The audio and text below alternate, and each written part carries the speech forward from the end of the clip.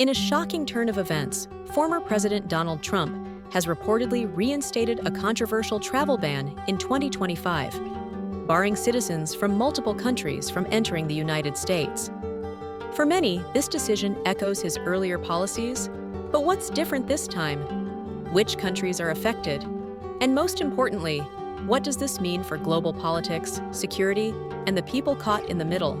When Donald Trump first introduced a travel ban during his presidency in 2017, the move was met with intense criticism, legal battles, and protests. Now, in 2025, he has once again placed restrictions on travelers from certain nations, citing national security concerns. But is this really about safety, or is there something bigger at play? Reports suggest that the ban includes nations deemed to be high risk due to terrorism threats, lack of proper vetting procedures, or hostile diplomatic relations. While the official reasoning focuses on protecting American citizens, critics argue that the policy is discriminatory and politically motivated. Who's on the list? Which countries are affected by Trump's new travel ban? According to leaked reports, Iran. Long-standing tensions with the U.S. have only grown, and intelligence sources claim increased risks of espionage and terrorist infiltration. North Korea. With diplomatic relations frozen, Trump has once again blacklisted the reclusive regime. Afghanistan. Following the Taliban's control over the country, the U.S. has expressed concerns over security vetting procedures. Syria. A war-torn nation where terrorist factions continue to operate, making background checks difficult. Yemen. A country in crisis, facing conflict and instability, leading to concerns over potential security threats. Somalia. A hotspot for extremist organizations such as Al-Shabaab, posing risks for U.S. security. Libya. A country plagued by war and lawlessness, raising concerns over identity verification of travelers. Venezuela. While not traditionally associated with terrorism, Trump's administration claims concerns over fraud and illegal immigration. Iraq. With ongoing conflicts and terrorist activities, Iraq has once again made the list. Eritrea.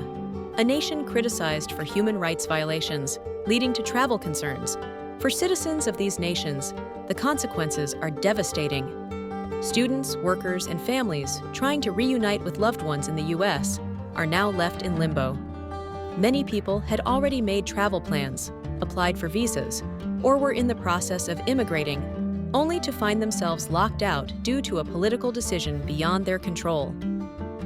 Diplomatic relations between the United States and these countries have also taken a hit. Some nations have responded with their own travel restrictions, banning U.S. citizens from entering in retaliation.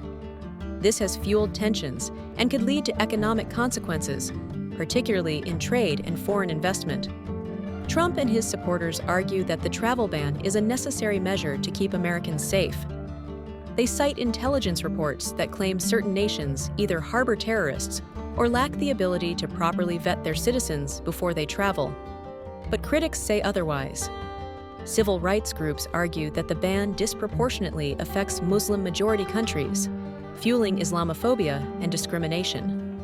Others claim that this is more about political posturing than actual security threats, a move designed to rally Trump's base by showing a tough stance on immigration and foreign policy. Legal experts are also raising concerns. Is this ban constitutional? Will it hold up in court? Or will judges strike it down like they did in earlier cases? In previous years, lawsuits have delayed or even partially overturned similar bans, leading to uncertainty over the policy's future. The world is watching closely. Protests have erupted in major U.S. cities, with activists demanding an end to the ban. Lawsuits are already being filed, challenging the legality of Trump's decision. Some politicians are pushing for congressional action to override the executive order, while others stand firmly in support of the policy. Other countries have started responding as well. Iran has threatened to impose its own travel bans on U.S. citizens. Venezuela has cut trade agreements with American companies. Even traditional allies are questioning America's diplomatic credibility. At the heart of it all, the big question remains: will this ban hold, Will the courts uphold it, or will history repeat itself with legal battles and reversals? This is more than just a list of countries. It's about real people, global relations, and the balance between security and human rights. Whether you support or oppose Trump's decision, one thing is clear: this policy has changed lives overnight. Now, we turn to you. What do you think about this ban? Do you believe it's necessary for national security, or do you see it as an unjust and discriminatory move? Let us know in the comments, and let's keep this conversation going.